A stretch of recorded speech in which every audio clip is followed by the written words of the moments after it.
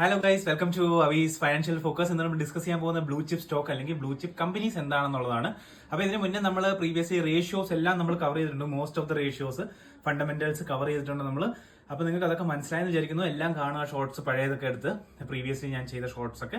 അപ്പോൾ ഇന്ന് നമുക്ക് ഇത് ഡിസ്കസ് ചെയ്യാം. ബ്ലൂ ചിപ്പ് സ്റ്റോക്സ് അല്ലെങ്കിൽ കമ്പനീസ് എന്താണെന്നുള്ളത്. ബ്ലൂ ചിപ്പ് കമ്പനീസ് എന്ന് വെച്ച് കഴിഞ്ഞാൽ നല്ല ഫണ്ടമെന്റലി സൗണ്ട് ആയിട്ടുള്ള കമ്പനീസ്. അതിന്റെ പി റേഷ്യോ തൊട്ട് കറന്റ് റേഷ്യോ അല്ലെങ്കിൽ എല്ലാ റേഷ്യോസും നല്ലൊരു സ്ട്രോങ് ആയിരിക്കും. അവർക്ക് അസറ്റ്സ് ഒക്കെ കൂടുതലുണ്ടാവും.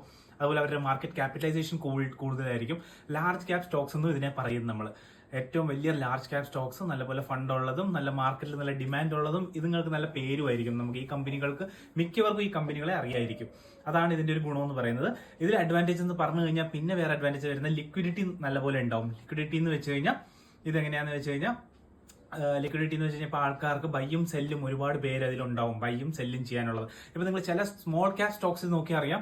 സ്മോൾ ക്യാപ് സ്റ്റോക്സ് ചിലപ്പോൾ ബയേഴ്സ് ഉണ്ടാവില്ല, സെല്ലേഴ്സ് മാത്രമായിരിക്കും. എന്ന് വെച്ചാൽ ബൈ ചെയ്യാൻ ചിലപ്പോൾ ഉണ്ടാവും ആൾക്കാർ, സെല്ലിംഗ് ഉണ്ടാവില്ല. അപ്പൊ അങ്ങനത്തെ അതിൽ നമുക്ക് സ്മോൾ ക്യാപ്സിൽ റിസ്ക് കൂടുതലാണ്. അതുപോലെ അല്ല ബ്ലൂ ചിപ്പ് സ്റ്റോക്സ് എന്ന് പറയുമ്പോൾ നമുക്ക് റിസ്ക് കുറവുള്ളവർക്ക്, റിസ്ക് ടേക്കിംഗ് ചെയ്യാൻ ഇഷ്ടമില്ലാത്തവർക്ക് വേണമെങ്കിൽ ബ്ലൂ ചിപ്പ് സ്റ്റോക്സ് എടുക്കാവുന്നതാണ്. ഇപ്പം ഇതിന്റെ എക്സാമ്പിൾ എന്ന് പറയും, ഇപ്പം നമുക്കിപ്പം TCS, Tata consultancy services, HDFC bank, ഇപ്പം നമ്മുടെ വരുന്ന വിപ്രോ ലിമിറ്റഡ്, അതുപോലെ തന്നെ നമുക്ക് കുറെ ഇങ്ങനത്തെ കമ്പനീസ് ഒരുപാട് കമ്പനീസ് ഉണ്ട്. അപ്പൊ അതൊക്കെ നമുക്ക് മനസ്സിലാക്കേണ്ടിയിരിക്കുന്നു നിങ്ങൾ. പിന്നെ നമുക്ക് ITC അങ്ങനത്തെ കമ്പനികൾ ഒരുപാടുണ്ട്. അപ്പൊ ഈ ഒരു ഫേമസ് കമ്പനികൾ എന്ന് വേണമെങ്കിൽ ഇതിനെ പറയാം നമുക്ക് മാർക്കറ്റിൽ.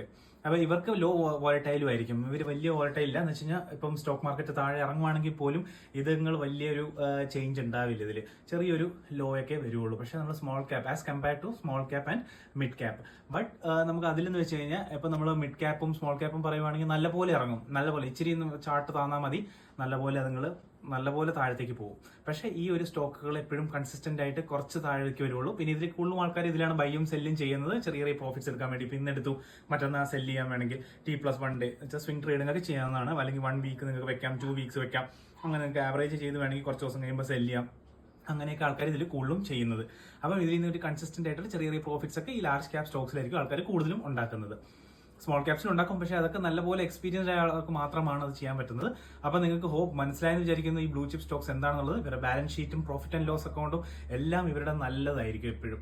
എന്ന് വെച്ചാൽ കൺസിസ്റ്റന്റ് ആയിട്ട് പ്രോഫിറ്റ്സ് ഉണ്ടാവും. ഡിവിഡൻസ് കൊടുക്കും. ഡിവിഡൻസ് എന്ന് പറയുമ്പോൾ അവരുടെ പ്രോഫിറ്റ് എത്രയാണോ വരുന്നത് അവർ ഒരു ചെറിയൊരു ശതമാനം എല്ലാ റീറ്റെയിലേഴ്സിനും കൊടുക്കും. നമ്മുടെ ഡിവിഡൻസ് ഡിസ്കസ് ചെയ്തിട്ടുണ്ടെങ്കിൽ മുന്നേ നിങ്ങൾക്ക് മനസ്സിലായെന്ന് വിചാരിക്കുന്നു. So bye, take care.